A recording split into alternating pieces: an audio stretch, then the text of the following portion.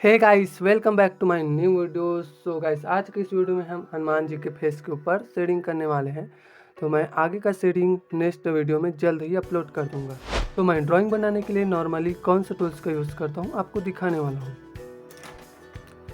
सो मेरे पास शेडिंग करने के लिए कुछ मेकअप ब्रश है और डार्कनेस के लिए मेरे पास चारकोल पेंसिल है और हाईलाइट एरिया देने के लिए मेरे पास मोनो जीरो इरेजर है। और हाँ, मैंने आउटलाइन ट्यूटोरियल का वीडियो पहले ही अपलोड कर दिया है, तो आप वहाँ जाकर देख सकते हैं। तो डिस्क्रिप्शन पे लिंक दे दूँगा।